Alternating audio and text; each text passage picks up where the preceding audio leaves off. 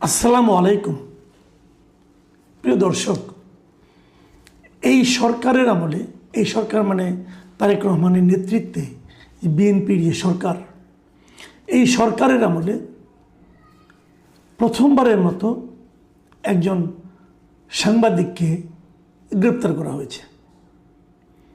মামলা হয়েছে বগুড়ায়, আসামিকে গ্রেপ্তার করা হয়েছে গাজীপুরের গাছা উপজেলার বোটবাজার এলাকা থেকে তাকে গ্রেপ্তার করা হয়েছে।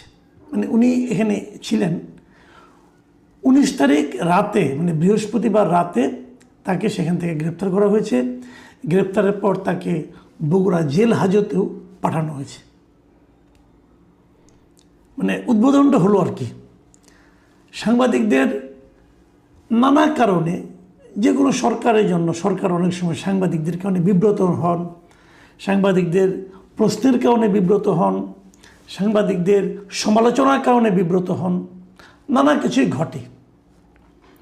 আবার সাংবাদিকরাও যে সাংবাদিকতার নামে অপসাংবাদিকতা কখনো করেন না, আমি কিন্তু তাও বলছি না। যদি সে ধরনের কোনো অপসাংবাদিকতা কেউ করে থাকেন, তাকেও কিন্তু আইনের আওতায় আনার জন্য এদেশে প্রচলিত অনেক আইন আছে।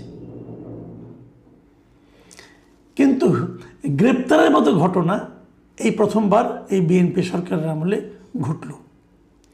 এবং আনফর্চুনেটলি বলেন অথবা ইন্টারেস্টিংলি বলেন, যেভাবেই বলেন না কেন, এর সঙ্গেও কিন্তু জড়িত আছে সাম্প্রতিক সময়ে সবচেয়ে আলোচিত প্রতিমন্ত্রী, আমাদের স্বরাষ্ট্রমন্ত্রী সালাউদ্দিন আহমেদ সাহেবের ভাষায় সবচেয়ে পাওয়ারফুল প্রতিমন্ত্রী, বগুড়ার সন্তান মীর শাহ আলম। উনি মামলার বাদী নন, কিন্তু ওনার নামটা এখানে জড়িয়ে গেছে। কীভাবে জড়িয়ে গেছে? যে 6 জন সাংবাদিকের নামে মামলা হয়েছে এবং সেই পত্রিকার নাম হলো দৈনিক অগ্রযাত্রা প্রতিদিন। এই পত্রিকার 6 জন সাংবাদিকের নামে মামলা হয়েছে এবং এই মামলা করেছেন আরেকজন সাংবাদিক। উনি বগুড়ার প্রেস ক্লাবের কোষাধ্যক্ষ এবং একজন সাংবাদিক, একটা পত্রিকার, ইংরেজি একটা পত্রিকার উনি সাংবাদিক। তিনি গত 15 জুন এই পত্রিকার সম্পাদক, প্রকাশক সহ 6 জনের নামে মামলা করেন। এই মামলার আসামিরা ছিলেন পত্রিকার প্রকাশক ও সম্পাদক মেহেদি হাসান, ভারপ্রাপ্ত সম্পাদক রেজানুল ইসলাম, বার্তা সম্পাদক আশরাফ আলী ফারুকি এবং প্রতিবেদক সালেহ কায়সার এবং বগুড়া প্রতিবেদক মোহাম্মদ শামস এবং বগুড়া জেলা প্রতিনিধি সাব্বির হাসান। এই 6 জনের নামে উনি মামলা করেছিলেন এবং তার মাঝখান থেকে একজন, যিনি ভারপ্রাপ্ত সম্পাদক ছিলেন রেজানুল ইসলাম, তাকেই বৃহস্পতিবার রাতে গাজীপুর থেকে গ্রেপ্তার করা হয়েছে। এই মামলার বাদী যিনি ছিলেন তিনি হলেন তানভীর আলম রিমন নামে এক ভদ্রলোক। এবং উনি বলেছেন যে ওখানে কিছুদিন আগে বগুড়ায় আমাদের প্রধানমন্ত্রী তারেক রহমান সাহেব যখন যান, তখন একটা রাস্তা বানানো হয়েছিল ইট বিছিয়ে। সেই রাস্তা নিয়ে নানা রকম আলোচনা হয়েছিল এবং সেটাকে দুর্নীতি হিসেবে উল্লেখ করে ওই পত্রিকার সাংবাদিকরা রিপোর্ট করেছিল। এই জন্য এবং সেখানে তারা আকার ইঙ্গিত এবং নানাভাবে এই মীর শাহ আলমকে মোটামুটি তার দিকে দুর্নীতির অভিযোগের তীরটা ছুঁড়েছিল।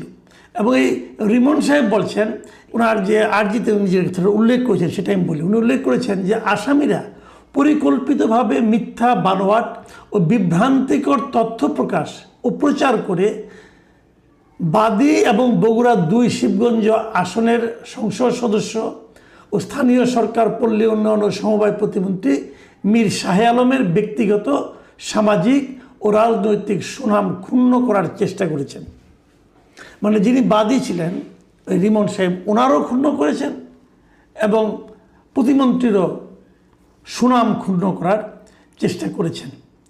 এবং এই ঘটনায় এরপরে উনি আরও উল্লেখ করেছেন যে আসামিরা কোনো ধরনের নির্ভরযোগ্য তথ্য প্রমাণ ছাড়াই উদ্দেশ্য প্রণোদিতভাবে এসব তথ্য প্রচার করেছেন।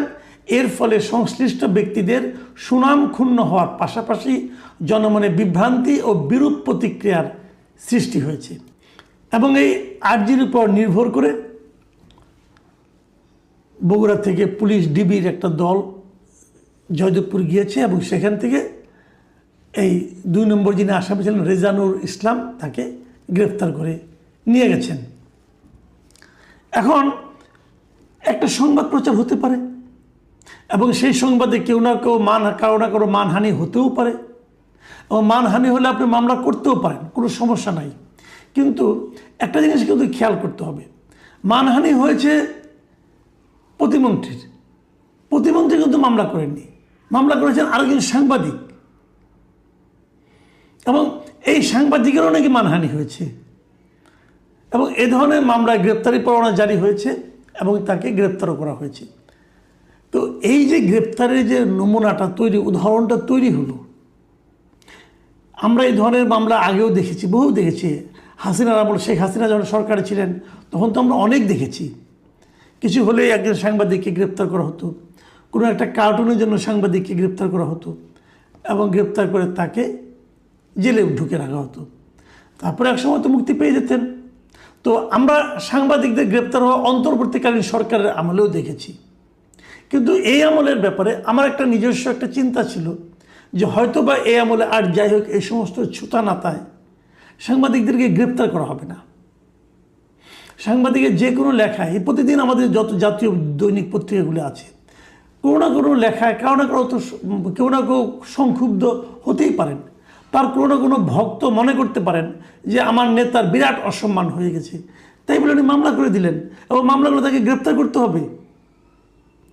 কিছুদিন আগে তো আমরা দেখেছি আমাদের প্রধানমন্ত্রী তারেক রহমানকে নিয়ে অনেক অশ্লীল কথাবার্তা কিন্তু অনেকে প্রচার করেছেন সোশ্যাল মিডিয়াতে, কাউকে গ্রেপ্তার করা হয়েছে এবং গ্রেপ্তার না করাতে তারেক রহমানের কি মানহানি হয়েছেন?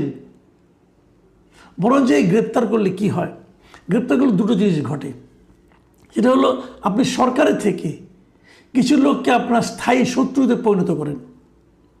বরঞ্চ গ্রেপ্তার যদি আপনি না করেন তাহলে কি হয়, তাহলে এই সংবাদগুলো কিন্তু আলটিমেটলি সাধারণ মানুষ, যে সংবাদটা আপনি করেছেন সেই সংবাদের কারণে ওই এলাকায় তো সাধারণ মানুষ কিছু আছে, তারা তো জানে যেখানে কি হয়েছে কি হয়নি, কোনটা সত্য কোনটা মিথ্যা, সবাই জানে। কিন্তু তো এই গ্রেপ্তার করার মাধ্যমে কি ওই লোকগুলির যে জানা, সেই জানাটাকে আপনি চেঞ্জ করতে পারেন? তা কিন্তু পারেন না। মাঝখান থেকে কী হয়, সারা দেশে সমাজে একটা মেসেজ পৌঁছে যায়। সেই মেসেজটা হলো যে আপনারা অসহিষ্ণু, আপনাদের সহ্য ক্ষমতা খুবই কম, এই মেসেজটা পৌঁছে যায়। আর মেসেজ পৌঁছে যায় আপনারা ক্ষমতার দাপট দেখাচ্ছেন, যে জিনিসটা কোনো গণতান্ত্রিক সরকারের হওয়া উচিত না। যদি কেউ ভুল করে থাকে তার জন্য তো বিচার হতেই পারে, তাকে গ্রেপ্তার করতে হবে, মামলা করতে হবে।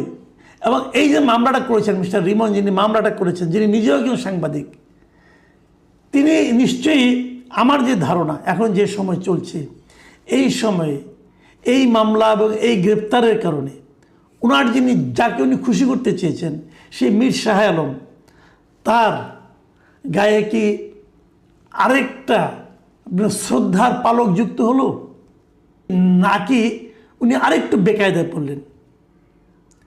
অনেক সময় মোসাহেবে কিন্তু মানুষকে বিপদে ফেলে দেয়।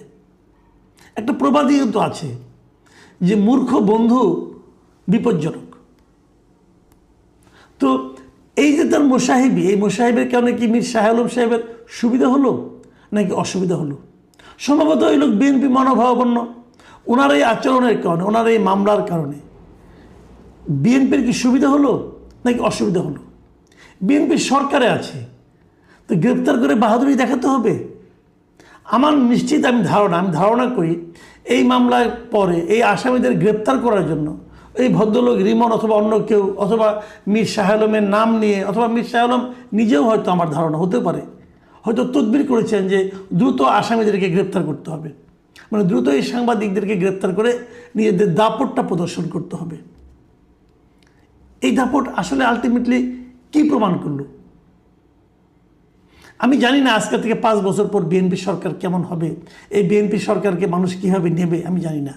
তবে আমি এটা জানি যে এই তারেক রহমানের বিএনপি সরকারের আমলে প্রথম গ্রেপ্তারটা বগুড়ায় হলো এবং এই গ্রেপ্তারের সঙ্গে একজন সাংবাদিক বাদী হলেন এবং এই গ্রেপ্তারের পেছনে, মানে কারণগুলির মধ্যে মীর শাহ আলমের নামটা যুক্ত হয়ে গেল।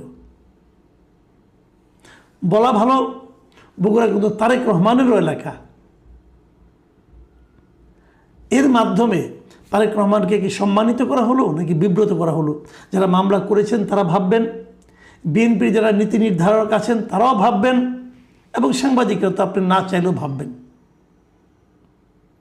প্রিয় দর্শক, আমি জানি না একটা সরকার মাত্র 4 মাস হয়েছে, এর মধ্যে এত অসহিষ্ণু আচরণ সরকারের কেউ কেন করছেন? আমি কিন্তু এখনও মনে করি এটা পুরো সরকারের চরিত্র নয়, কিন্তু আমি এটা বুঝতে পারি না যারা এই ধরনের চারিত্রিক বৈশিষ্ট্যের পরিচয় দেন তাদের ব্যাপারে সরকারের সিদ্ধান্তটা কী হবে সেটা আমরা এখনও বুঝতে পারছি না।